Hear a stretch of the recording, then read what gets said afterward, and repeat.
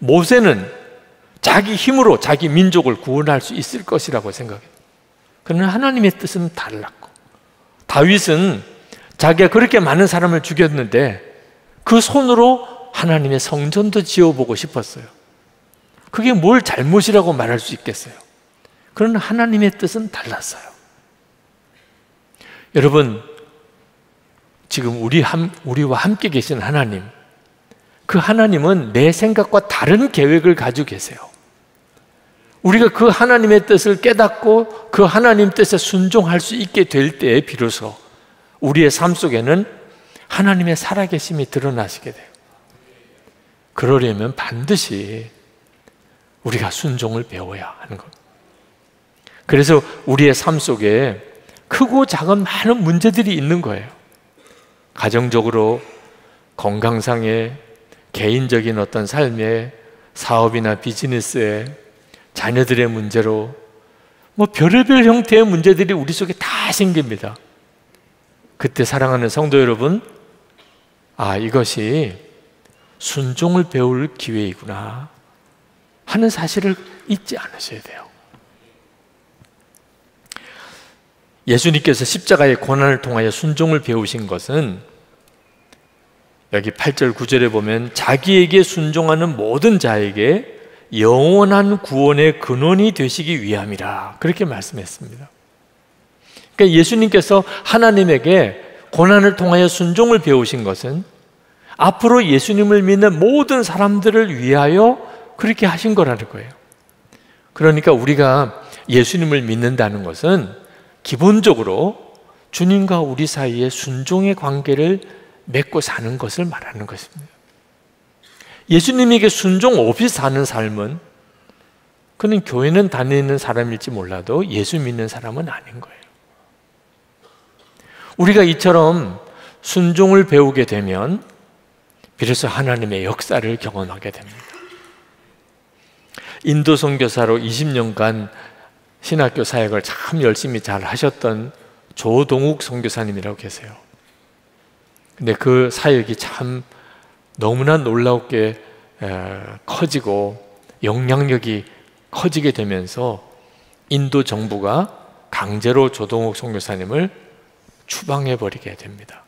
그래서 그 많은 신학교의 자원들, 교수님들, 학생들, 건물, 개척한 학교들 다 인도 현지인들에게 다 넘겨드리고, 그리고 인도를 떠나게 되는 날, 그 조동욱 선교사님이 쓰신 글이에요. 저의 선교지는 히말라야 산자락입니다. 네팔과 부탄 중간에 중국으로 넘어가는 히말라야 길목에 자리 잡고 있습니다. 사역 초기 몇 년 동안은 저희 부부 주변은 아무것도 없는 형편에 둘러싸여 지냈습니다. 먼저는 한국 사람이 없었습니다. 나를 지도해 줄 교회의 감독님이 없었습니다. 내가 잘못하면 꼬집어 줄 장로님도 없었습니다. 한국말로 설교할 기회가 없었습니다. 설교를 한다 할지라도 그 설교를 들어줄 성도도 없었습니다. 물론 김치도 없었고 커피도 없었지만 그런 건 아무 문제가 아니었습니다. 그처럼 없는 곳으로 가득한 그 자리에 나를 가득 채워주는 것이 있었습니다. 하나님의 은혜가 넘쳤습니다. 평안이 넘쳤습니다. 하는 일들이 잘 될 것이라는 확신이 넘쳤습니다. 무엇보다 기쁨이 넘쳤습니다. 왜였을까요? 나의 주권이 사라진 그곳에 예수님 그분이 나를 다스렸기 때문이었습니다. 그러다가 저는 선교지를 떠나야 해서 신학교의 지도력과 선교 재산을 현지 형제들에게 넘겨주기 위해 재산 목록을 작성해야 했습니다. 신학대학 캠퍼스의 건물들, 개척된 교회들, 호산나 스쿨의 동산과 부동산, 그리고 신학생들과 교수들, 목회자들과 교인들, 그리고 호산나 스쿨의 학생들과 교사 등 우리는 선교 재산 점검 결과를 보고 깜짝 놀랐습니다. 하나님께서 엄청난 일들을 행하셨구나 하는 사실에 감탄했었습니다. 정말 아무것도 없었는데 이 모든 것이 어디서 생겼느냐는 것입니다.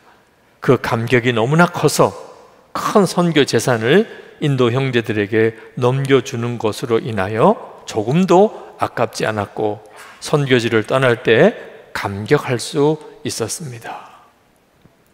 조동욱 선교사님, 그 선교사님의 삶 속에 기가 막힌 어려운 일들이 많았습니다. 그 선교사님의 지난 20년은 동일하게 그 선교사님을 위한 중보기도하는 기간이기도 했습니다.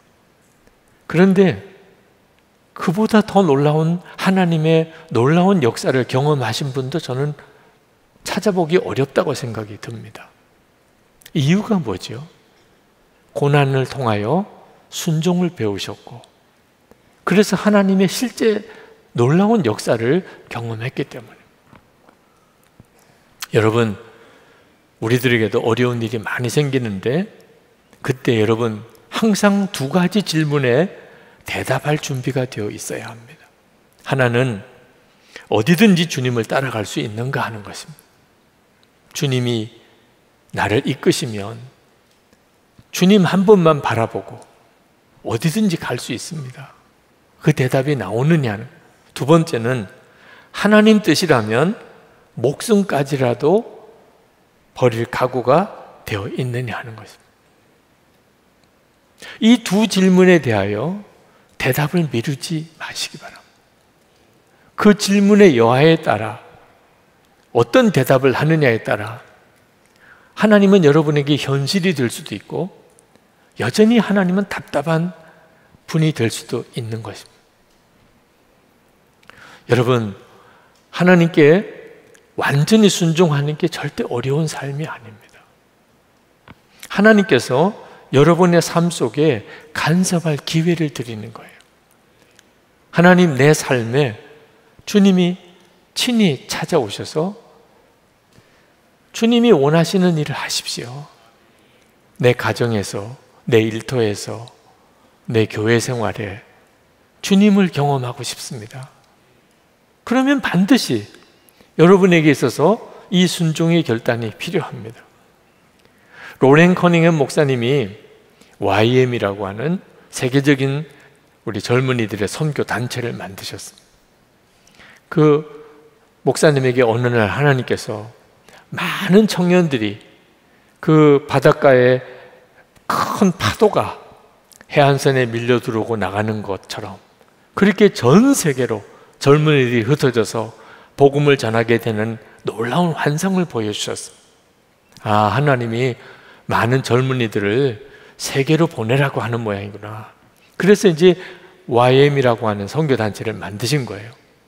그런데 이런 선교단체를 만들고 난 다음에 교단에서 나가야 된다는 통보가 왔습니다. 초교파 단체를 만들었기 때문에 당신은 우리 교단에서 나가야 된다는. 그 순간에 또 어느 큰 교회에서 당신 우리 교회 담임 목사로 와달라는 청빙이 왔습니다. 그런데 또 친척 중에 한 분이 자기가 세운 큰 회사를 당신이 좀 책임 맡아달라는 그런 요청도 왔어요. 그때 로렌 커닝햄 목사님이 하나님이 주셨던 그 비전 하나를 붙잡으려고 그 좋은 기회를 다 포기합니다. 교단을 떠나야 되겠고 담임 목사로 가는 청빙을 거절하고 그리고 회사를 맡겨준 일도 다 사양하고 그리고는 사무실을 둔 캘리포니아로 아내와 함께 짐을 꾸려서 그 사무실로 가는 도중에 큰 교통사고를 만났어요. 차가 몇 번을 뒤집어서 구르고 그리고는 정신을 차려보니까 옆에 아내는 숨이 끊어졌어요. 더 이상 숨을 쉬지 않아요. 정말 끔찍한 교통사고를 만난 거예요. 하나님께 순종하고 가는 길인데 모든 거 다 포기하고 가는 길인데 왜 이런 일이 생기나 생각할 만하잖아요. 그때 하나님의 음성을 듣습니다. 지금도 너는 나를 섬기겠느냐. 기가 막히죠. 이제도 너는 나를 섬길 수 있겠느냐. 그때 로렌 커닝햄 목사님이 예스라고 대답합니다. 그렇습니다. 비록 지금 상황은 이해할 수 없는 어려움이지만 여전히 저는 주님만을 섬기겠습니다. 그때 주님이 다시 말씀하세요. 내 아내를 위해서 기도하라. 이미 숨이 끊어진 아내에게. 그래서 손을 펼쳐서 숨이 끊어진 아내에게 손을 얹고 기도합니다. 하나님, 제 아내를 살려주십시오. 정말 너무나 놀랍게 다시 숨이 돌아와요. 그렇게 사랑하는 아내가 다시 살아납니다. 자, 이 일을 겪으면서 로렌 커닝햄 목사님은 정말 고난을 통하여 순종을 배웠어요. 그리고 YM이라는 선교단체를 이끌어가는 동안에 겪게 되는 수많은 어려운 문제들 앞에서 그는 훌륭하게 주의 이끄심을 받게 됩니다. 우리가 알고 있는 YM이라는 선교단체가 그렇게 세워지게 된 거예요. 이사야 선지자는 우리를 향한 하나님의 마음을 이렇게 전했습니다. 이사야 65장 2절입니다. 내가 종일 손을 펴서 자기 생각을 따라 옳지 않은 길을 걸어가는 패역한 백성들을 불렀나니. 이 구절을 묵상하면서 울었어요. 내가 종일 손을 펴서 내 백성을 불렀나니. 여러분도 그런 경험이 있으실 거예요. 사랑하는 자녀들이 가지 말아야 될 길을 가겠다고 할 때, 하지 말아야 될 일을 하려고 할 때, 그때 안타까운 마음으로 그렇게 하면 안 된다고, 내가 하는 말을 잘 들으라고 그렇게 안타깝게 부르고 불렀던 경험들이 있으실 거예요. 사랑하는 사람, 정말 아끼는 사람, 그런데 그가 온전한 판단을 하지 못하고 있어요. 망하는 길, 패역한 길로 가고 있어요. 그 심정을 다 여러분도 아시지요? 하나님이 우리를 보실 때 그렇다는 거예요. 종일 손을 펴서 그 심정은 눈물 아니고는 어떻게 설명하겠어요? 우리를 향하여 내가 돌아와야 한다. 그렇게 살면 안 된다는 거예요. 여러분 힘들고 어려워요 라고만 말하지 말아야 합니다. 하나님 너무 어려워요, 너무 힘들어요 하지만 말아야 돼요. 살 길이 반드시 있어요. 그 가운데서 하나님께서 놀라운 일을 행하세요. 우리가 이렇게만 기도하면 돼요. 하나님, 저는 완전히 순종합니다. 말씀만 해주세요. 그거예요. 먼저 여러분이 준비되어야 돼요. 하나님, 저는 완전히 순종할 겁니다. 깨닫기만 하면. 주님이 뭘 원하신다는 걸 분명히 말씀하시면 저는 순종밖에 없습니다. 그러면 반드시 주님이 말씀하세요. 여러분이 지금 해야 할 것, 여러분이 살 길이 무엇인지를 주님이 알게 하세요. 오늘 이 시간 이 말씀을 듣는 여러분들에게 주님의 마음의 그 심정으로 여러분에게 초청하려고 합니다. 하나님께 온전한 순종의 삶을 드리기를 원하시는 분, 하나님, 제가 완전한 순종을 약속합니다. 말씀해 주세요. 듣게 해주세요. 개인적인 문제든 가정의 문제든 여러분의 사업의 문제든 또는 인간관계의 문제든 참으로 난감한 상태에 있는 분들, 하나님이 내게 현실이 되기를 원하시는 분, 하나님, 제가 순종하겠습니다. 제게 말씀해 주세요. 제 삶에 간섭해 주세요. 정말 그렇게 하기를 원하시는 분은 자리에 일어나셔서 기도합시다. 하나님께 여러분의 마음의 고백을 올려드리세요. 하나님은 여러분의 삶에 함께 하기를 원하십니다. 여러분을 정말 사랑하십니다. 하나님은 길을 알고 계시는 분이세요. 여러분이 정말 마음을 활짝 열고 순종을 결심하고 이 시간에 여러분이 처해져 있는 문제를 주님께 고백하시기 바랍니다. 그러면 오늘 주의 성령께서 여러분에게 주님이 원하시는 것을 말씀하실 것입니다. 우리 다 같이 통성으로 기도하겠습니다. 누구의 도움도 받기 어려운 상황에 빠졌을 때 하나님께서 그를 어떻게 인도해 주셨기에. 그래서 이분이 자신 있게 공개적으로 말하잖아요. 아들이 방황할 때, 아들아, 엄마가 다 설명해 줄게. 아빠가 왜 그렇게 일찍 가셔야만 했고 우리 가정에 왜 이런 마라의 씀물이 와야만 했는지 엄마가 삶을 통해서 다 보여줄게. 전 그 뭔 뜻인지 너무 잘 알거든요. 저희 어머니가 그랬으니까요. 여러분, 좋은 지도자, 좋은 어머니, 좋은 아버지가 되시기를 바라신다면 하나님 앞에서 여러분이 마라의 썰물, 내 힘으로 누군가의 도움 없이는 살아갈 수 없는 상황이 내 인생에 닥쳤을 때 치료자 되시는 하나님, 여호와 라파, 나는 너를 치료하는 하나님이다. 이거 기억해라. 이 간단한 사실을 기억해내는 믿음의 성도님들 되시기를 바랍니다. 분당 우리 교회는 지금 박물관 교회가 되지 않도록 안간힘을 쓰고 있습니다. 박물관 교회가 되지 않고 현상 유지적인 교회가 되지 않기 위해서 우리가 애쓸 거 사실 많이 있지만 그 중에 하나는요, 여러분 모두가 다 그걸 이론으로 받는 것이 아니라 실제 여러분 삶 속에서 경험을 그걸 체험하는 거예요. 진짜 하나님이 치료자시네? 진짜 하나님께서 이런 상황에서 날 위해서 일하시네? 이론이 아니라 여러분의 삶 속에서 여러분 많은 성도님들이 이것을 체험하게 되기를 바랍니다. 그것을 하나님께 소원하면서 기도하셔야 된다는 거예요. 두 번째로요, 고난의 터널을 지날 때 기억해야 되는 게 하나 더 있습니다. 불필요한 에너지 낭비 피하기예요. 불필요한 에너지 낭비 피하는 거. 이게 무슨 뜻이냐? 자, 24절 25절을 다시 한번 보십시오.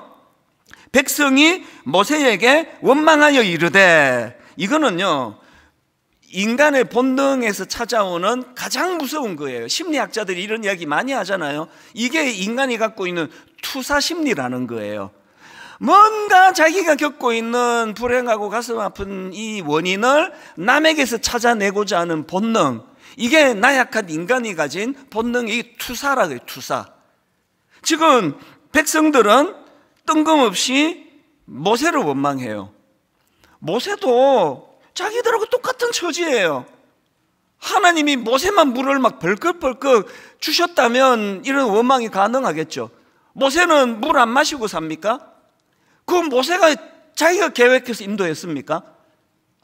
오늘 우리가요 너무나 소모적이고 너무나 불필요한 에너지를 고통 중에 있을 때 더 많이 낭비를 해요. 부부간에 진짜 하나가 돼야 될 때는 마라의 씀물을 만날 때예요. 돌아보세요. 그때 가장 소모적이에요. 당신 때문이라고. 무능한 당신 만나서 내가 이렇게 됐다고. 그게 사실이라고 치자고요. 그렇게 무능하면 막 그렇게 윽박지르면 더 무능해져요. 더 위축이 돼요. 막 숨이 잘 안 쉬어져요. 그래서 뭐 그 남편이나 아내 보면은 막 경기 나고 이래갖고 어떻게 대안이 되겠냐고요. 그래서 여러분, 불필요한 에너지를 우린 자꾸 줄여야 돼요. 인생에서. 더군다나 고난이 찾아올 때, 그때 25절에 모세가 여호와께 부르짖었다 그러잖아요. 여호와 부르짖었다. 고난 주간에 제가 만난 목사님 사모님이 한 분 더 계시는데요, 간증하신 분하고 좀 큰 줄거리에 좀 비슷하세요. 이분은요, 남편이 그 부교육자 시절일 때 교회가 좀 분쟁이 있었나 봐요. 여러분, 그 교회가 어려움이 생기면요, 담임 목사파, 또 뭐 장로파, 당회파 이렇게 나누면 죽어나는 게 부교육자예요. 완전히 그 뭐 새우 등 다 터져요. 이거 뭐 어떡하겠냐고요. 그래서 이 목사님이 뭐 자세한 내용은 모르겠지만 너무 그게 스트레스를 많이 받은 거예요. 그 이 목사님이 어느 날 제가 들어보니까 그 심장마비 같아요. 멀쩡하던 남편 목사님이 그냥 갑자기 돌아가신 거예요. 이게 상상하기 어려운 일이 벌어졌는데요. 제가 그 사모님을 고난주간에 만났거든요. 그 전주였나 고난주간이었나 만났는데요, 이분이 공교롭게도 지금 분당 우리교회에 와서 예배를 드리고 계시대요. 그러면서 등록을 안 받아주셔가지고 지금 뭐 그냥 등록 없이 그냥 몰래 예배 드리고 있다고. 너무 내가 죄송했어요.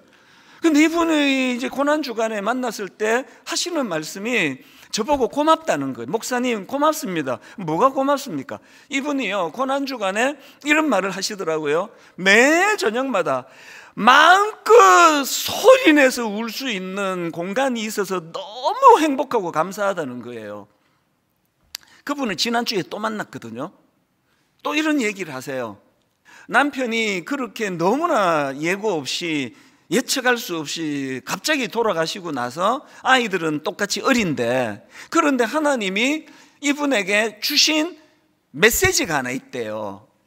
그게 그 책에 뭐 누가 표지에 써놓은 건지 내용이었는지 제가 헷갈리는데요.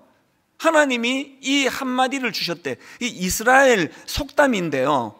이분이 하나님께 받은 메시지가 이겁니다. 사람 앞에서 웃어라, 하나님 앞에서 울어라. 이게 이스라엘 속담이래요. 이분이요 하나님께 이 말씀을 받고 그 두 자녀를 키우실 때 이게 자기를 견고하게 만들었다는 거예요. 그래서 고난주간에도 하나님 앞에 와서 통곡을 하면서 눈물을 흘리면서 그렇게 본인의 무거운 짐과 아픔을 하나님께 그렇게 기도하고 그랬던 것이 그 두 아이를 이 사모님도 잘 기르고 계시거든요. 중심이 딱 잡혀가지고. 불필요한 에너지를 여러분 줄이셔야 돼요. 또 한 분 제가 불필요한 에너지를 참 이렇게 버릴 수 있겠구나 하는 걸 가르쳐 주신 목사님이 계시는데요. 이 목사님은 저처럼 청소년 사역을 하신 분인가 봅니다. 저는 이제 너무나 착하고 온순한 그런 이제 중등부 고등부를 했기 때문에 뭐 애들은 많아서 좀 몸은 힘들었지만 마음고생은 별로 안 했거든요. 너무 행복했는데 이분은요 이제 소위 말하는 비행 청소년들, 그래서 그때는 본드를 막 하고 그랬잖아요. 요즘에는 막 대놓고 이제 마약으로 넘어가서 더 마음이 두려운데요. 이제 가출하고 또 본드하고 또 막 이제 혼수, 남학생 여학생이 같이 이제 혼수가고 이런 그 청소년들을 이제 돌보는 일을 하셨는데요. 어느 날 이 목사님에게 상상하기 어려운 대못이 박히는 일이 일어났어요. 그렇게 정성을 다해서 섬겼던 어떤 여학생이 임신을 했는데요. 학교에서 이제 너무 이제 당황스러워서 그랬겠죠. 학교에서 이렇게 이야기를 했습니다. 나 돌봐주는 그 목사님이 나 성폭행해서 내가 임신하게 됐다. 여러분 그 목사가요 이런 모함을 당했다고 치면 이후에 뭐 어떤 일이 벌어질지는 뭐 불보듯 뻔한 거 아닙니까? 그 고통은 뭐 상상을 하기 어려웠을 거예요. 그러고 있는데요. 뭐 어느 정도 시간이 지났는지 모르겠는데 시간이 좀 지나고 그 임신한 학생이 찾아온 거예요. 목사님을. 괴로우니까. 사람 하나 이렇게 매장시켜 놓으니까 아무리 어린 철딱선이 없는 애라도 못 견뎠나 봐요. 그래서 목사님을 와가지고 막 울면서 목사님 제가 무서워서 거짓말 했다고 고백을 한 거예요. 목사님 내가 너무 무서워가지고 그렇게 제가 목사님 이렇게 거짓말을 했다고 엉엉 울면서 고백을 하는데 믿겨지지 않는 그 이야기를 듣고 계시던 목사님께서 너 경찰서 가자 이래야 되는 거 아닙니까?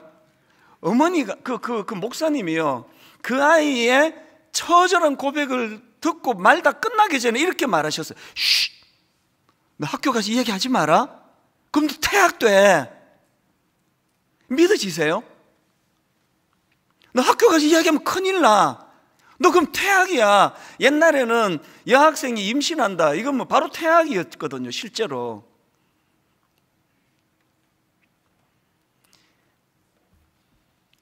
제가 그 이야기를 듣고 저에게 그 사건을 대비해 봤습니다. 100번을 더 생각해도요, 저는 그렇게 못해요.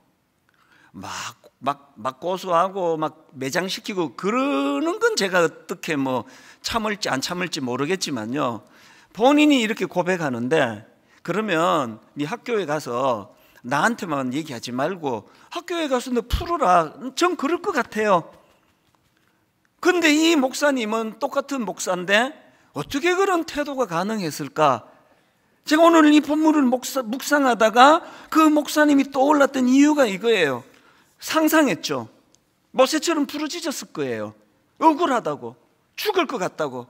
목사님 도대체 성폭행범이 뭡니까? 목사님, 하나님, 내가 목사인데 내가 그 미성년자 임신을 시킨 사람으로 모함당하는 게 이게 무슨 일입니까?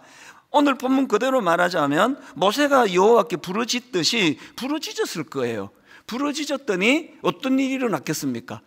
여호와 치료하시는 여호와께서 그에게 나는 너를 치료하시는 여호와다, 여호와 라파가 선언됐겠죠. 그래서 목사님 마음이 치유가 됐겠죠. 여러분, 마음이 치유되면 나타나는 증상은요, 가해자가 불쌍해져요.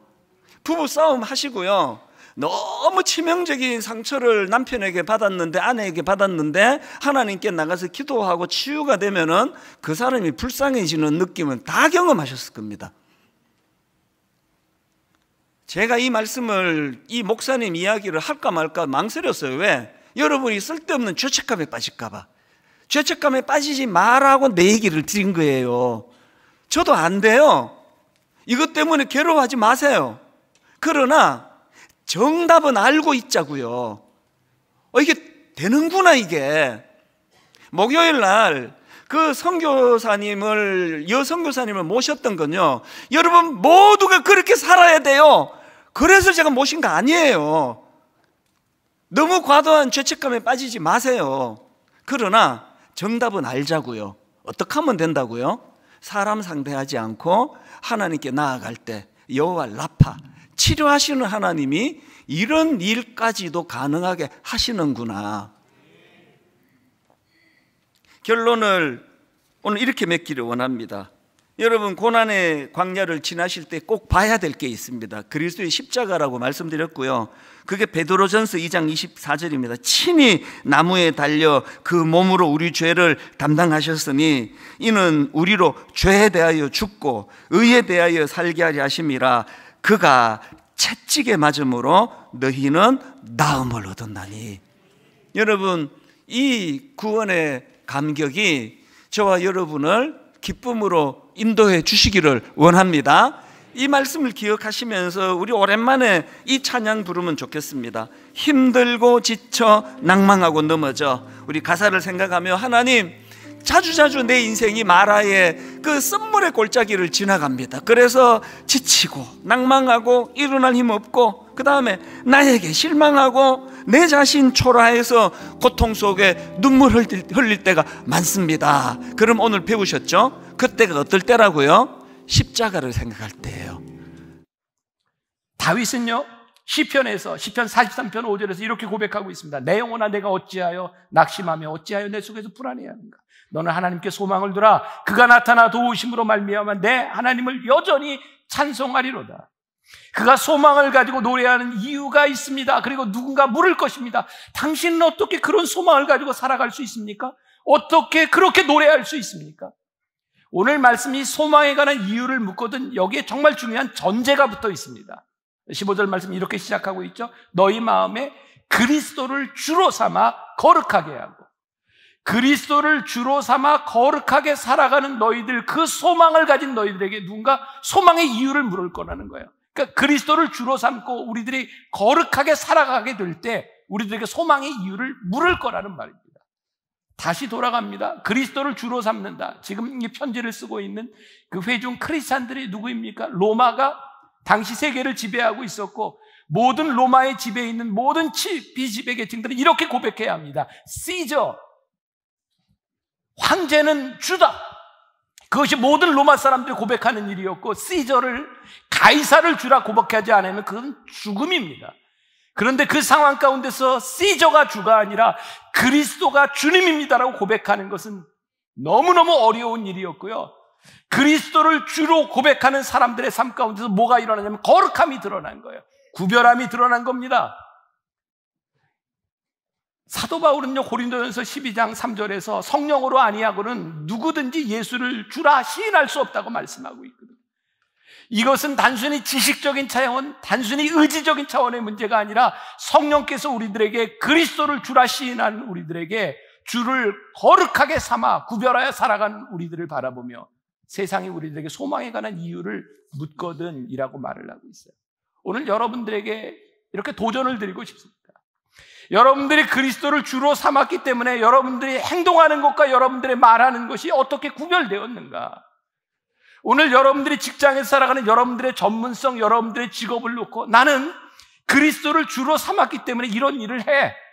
나는 그리스도를 주로 삼았기 때문에 난 이렇게 살아가는 거야. 나는 그리스도를 주로 삼았기 때문에 내 삶의 가치는 이런 것이야. 나는 그리스도를 주로 삼았기 때문에 내 미래의 비전은 이런 것이야.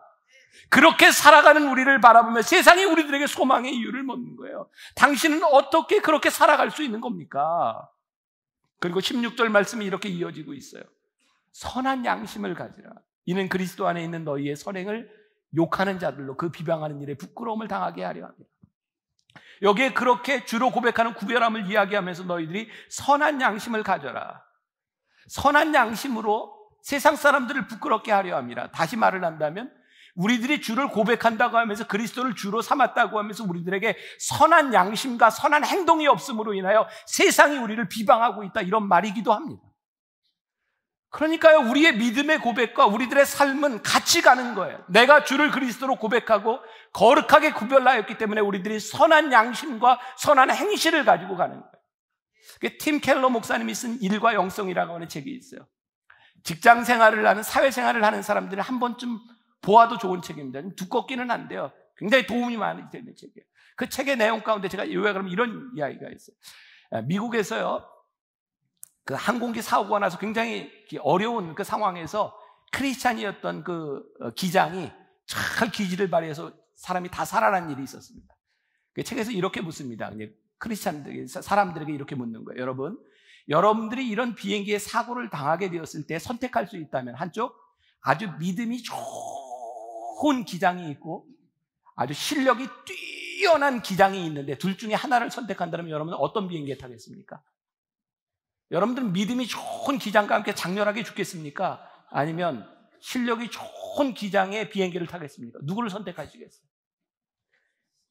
뭐 고민하세요. 실력 좋은 사람 선택하지 않겠습니까? 비행기를 운전하는 데는 믿음보다 더 중요한 게 비행기를 잘 운전해야 합니다.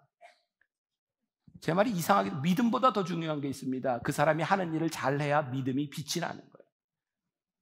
그러니까 하나님께서 우리를 믿음의 사람으로, 하나님의 사람으로 우리를 부르셨다고 하는 것은 뭔지 아십니까? 우리가 선한 양심을 가지고 믿음으로 살아간다는 건 무슨 말인지 아십니까? 하나님께서 우리들에게 주어진 삶, 우리들에게 주어진 지식, 우리들의 직업, 우리들의 삶에서 믿음이 있기 때문에 너희들이 선한 양심을 가지고 그 일에 최선을 다하며 너희들이 좋은 사람이 되라는 거예요. 그게 일과 영성인 거예요. 일과 영성은 떨어질 수 있는 것이 아니에요. 이 세상에 강력한 영향력을 주는 것은요, 우리들이 그런 소망을 가진 사람으로 우리들이 살아가는 거예요. 18절 말씀으로 넘어갑니다. 그리스도께서 단번에 죄를 위하여 죽으사 의인으로서 불의한 자를 대신하셨으니 이는 우리를 하나님 앞으로 인도하려 하십니다. 자, 계속 그리스도의 고난은 이 말씀을 잘 이해하는데 모티브가 되는 겁니다. 계속 그리스도의 고난과 연관이 되어 있어요. 예수님께서 고난을 받으시고 십자가에 죽으심으로 인하여 우리를 단번에 하나님께 인도하여 주셨어요. 여기 인도하셨다라고 하는 말은 헬라어의 프로사가게라고 하는 말인데 무슨 뜻이냐면 죄인이 법정 앞에, 재판장 앞에 스스로 갈 수 없어요. 누가 인도해 줘야 되는 거예요. 그러니까 우리는 하나님 앞에 갈 수 없는데 예수 그리스도께서 단번에 죽으심으로 우리를 하나님께 인도해 주셨어요. 그것이 우리들에게 소망이 되게 하십니다. 그러니까 오늘 말씀의 이 고난을 통해서 우리들에게 소망에 대한 이유를 통해서 무엇을 이야기하고 있을까요? 그리스도께서 그렇게 우리를 인도하셨던 것처럼 너희들의 소망으로 인하여, 너희들의 선한 양심으로 인하여 너희들이 사람들을 하나님께 인도하는 사람이 되라. 자, 다시 말해요. 우리들이 이 땅 위에 살아가면서 믿음이 있다고 살아가는데 아무도 우리들에게 묻는 사람이 없는 거예요. 저 사람은 왜 저렇게 산대? 저 사람에게 소망이 왜 있는 거야? 우리들에게 아무도 묻는 사람이 없다면 우리는 잘못 살아가고 있는 거예요. 제가 어제 토요 예배 때도 오늘도 예배를 드리면서 우리 교인들에게 계속 도전하는 겁니다. 저에게도 도전하는 겁니다. 우리가 이 예배를 마치고 세상으로 나아갔을 때 세상 사람들이 우리를 바라보며 궁금해해야 되는 거예요. 야, 저 사람이 믿음이 있으니, 저 사람에게 저런 소망이 있으니 저게 뭐래? 저 이유가 뭐래? 우리들에게 물을 수 있어야 된다. 이게 영적인 갈급함에 대한 부분. 정해창이라고 하는 사람이 쓴 연탄신학 이야기에 중국 대문호 루신이라고 하는 사람이 고향이란 작품에서 했던 글이 나옵니다. 희망이란 것은 본래 있다고도 할 수 없고 없다고도 할 수 없다. 그것은 마치 땅 위의 길과 같은 것이다. 본래 땅 위에 길이 없었다. 한 사람이 먼저 가고 걸어가는 사람이 많아지면 그것이 곧 길이 되는 것이다. 아주 멋진 말입니다. 저에게는 소원이 있습니다. 연세 많은 분들 죄송한데 여러분들은 죽음을 가끔 생각하시나요? 나이에 관계없게 죽음을 생각하는 것은 우리의 삶을 굉장히 진지하게 만들어줍니다. 죽음을 생각하면 우리들의 삶을 생각하기 때문이죠. 저에겐 소원이 있습니다. 여러분 장례식 많이 가보잖아요. 문상을 하고 유족들과 사람들과 함께 모여 죽은 사람에 대한 이야기를 합니다. 저에게는 꿈이 있는데 제 죽음 앞에서 우리 교인들이 이렇게 얘기했으면 좋겠어요. 아, 우리 목사님인데. 전 만나교회 목사로서 꿈이 있다면 우리 교인들이 저를 우리 목사님인데 이렇게 기억해주면 참 좋겠다. 또 하나의 꿈이 있어요. 저 목사니까 제가 인생을 살아가고 난 후에 이제 후배 목사들이 저를 바라보면 저 목사님 저렇게 목회했네? 나도 저길 한번 가볼까? 제가 걸어갔던 길을 바라며 누구도 한번 가보고 싶은 그런 길이 된다면 나는 성공한 사람이겠다.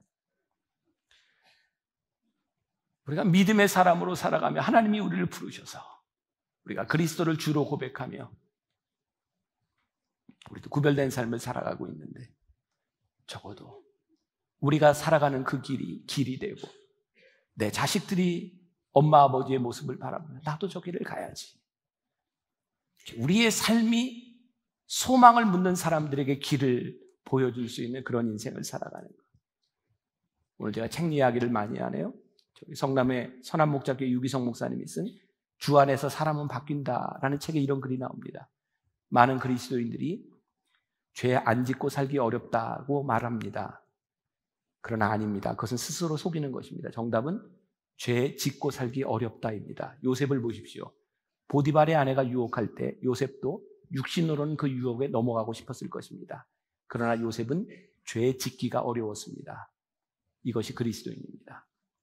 우리가 가진 문제는 죄의 유혹이 얼마나 강한가가 아니라 우리와 함께 계시는 주님을 바라보는 눈이 분명히 뜨였는가 하는 것입니다. 오늘 다시 우리들에게 물으시는 거예요. 우리의 고난 가운데서도 누군가 우리들에게 소망의 이유를 물을 수 있는 사람들, 우리의 인생에 구별된 삶을 살아가며 그 길을 걸어가며 누군가에게 그 길을 보여줄 수 있는 사람들, 여러분들에게 도전합니다. 이번 한 주간을 살아가며 누군가 우리의 모습을 바라보며 저 사람 왜 저렇게 산대? 저 사람의 소망이 무엇이래? 그런 물음을 이끌어낼 수 있는 그런 그리스도인으로서 한 주간을 승리하고 다음 주에 힘있게 이 자리에 모일 수 있기를 주님의 이름으로 간절히 축원합니다.